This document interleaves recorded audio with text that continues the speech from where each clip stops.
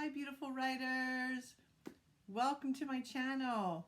If you're returning, thank you very much. Welcome back. And if you're new, thank you for joining us. If you haven't already, please hit subscribe and hit the notification button. Thank you so much. Today's video is about overwriting. What is overwriting? This is something I see new writers do all the time. I get it. I totally do. A writer wants to impress. They want to show off their big words, their command of the vocabulary. I did it too when I started. After I was done writing my first book, I showed it to my husband and to a friend. And you know what they said? They said, "There's a lot of big words in there."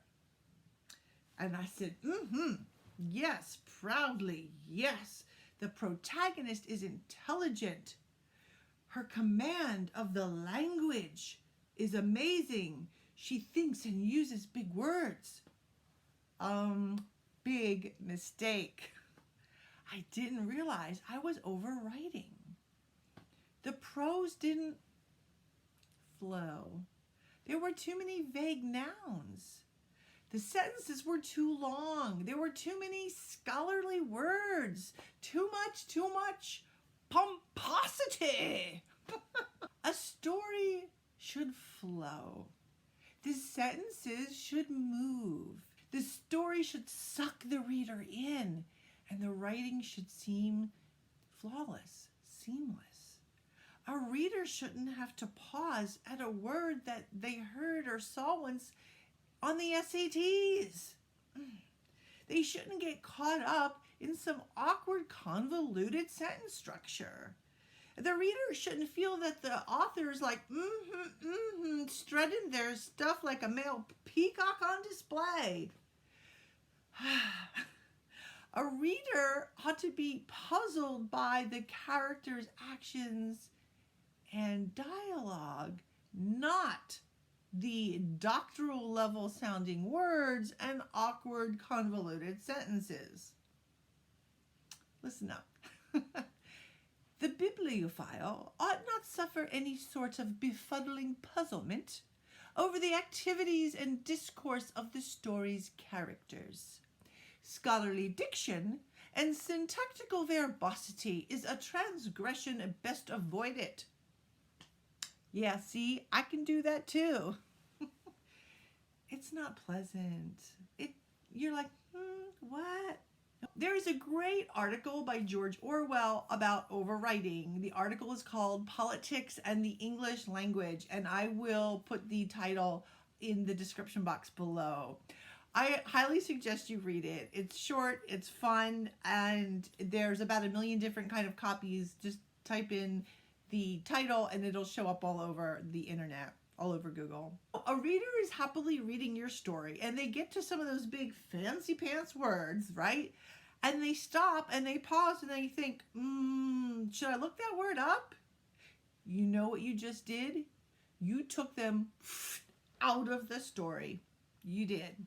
Not good. And an editor at a publishing house would tell you, they would write, "This took me out of the story." Good writing pulls the reader in and gets them immersed in the story. Here are just 5 quick tips. You've heard them before. Use active verbs. Limit the use of filler words. No, wait. Limit filler words. See what I did there? I took out the use of. Limit abstract nouns. Limit adjectives and adverbs. Vary sentence length. The biggest problem I see with new writers is too many long sentences strung together. It's so easy to get lost in long sentences. Now, some authors definitely have a higher vocabulary, or they're using their higher vocabulary, it's called register, in their novels than others. Some authors have a higher register in their novels. That's my dog barking, and every time I stop, she just barks again. Okay, I like Preston and Child. They have a higher register in their books. And once in a while I have to stop and look something up. And I'm like, ooh, new word. Okay, but that's me. That's not a lot of readers. But they're not stringing a whole bunch of these words together in one sentence or one paragraph. Okay?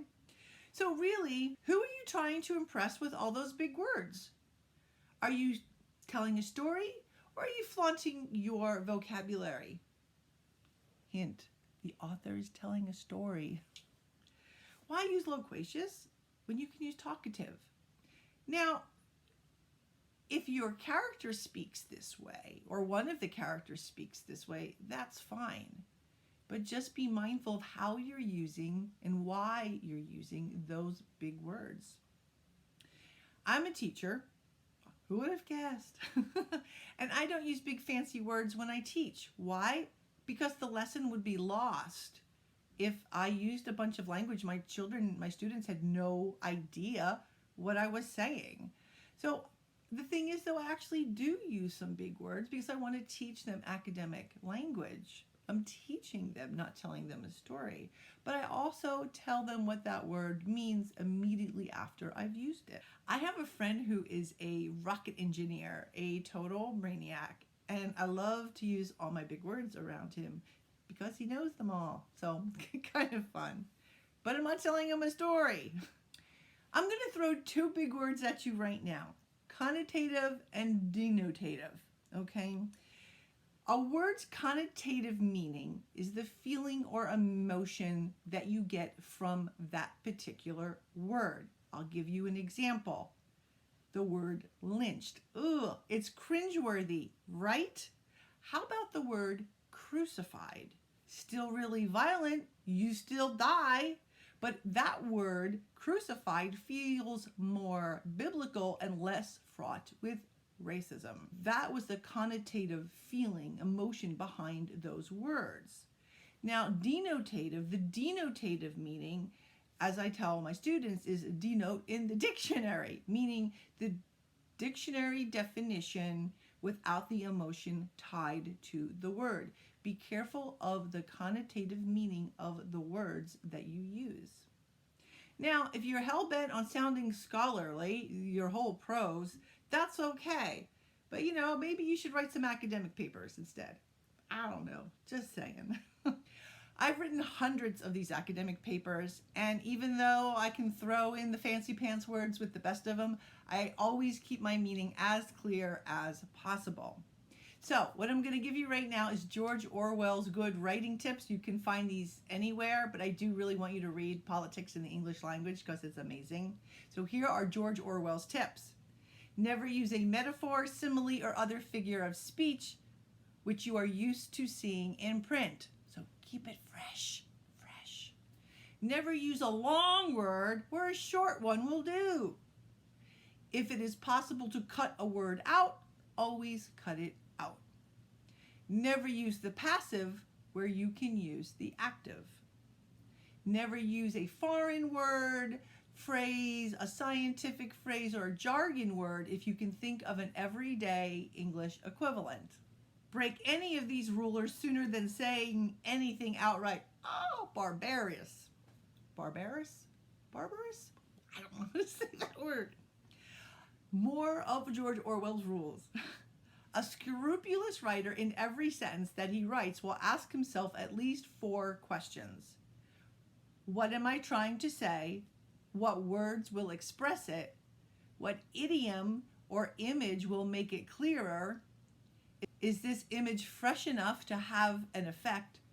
Fresh. I love that word, fresh. Okay. And Orwell says a good writer will ask himself 2 more. Could I put it more shortly? Have I said anything that is avoidably ugly? Thanks for watching. I hope you will go back and take a look at some of your big fancy pants words or prose and decide that you would rather engage with your readers and audience than show off your vocabulary. If you haven't already, please subscribe and click notify. And if you enjoyed it, give it a thumbs up. Thank you so much for watching, everybody. Bye-bye.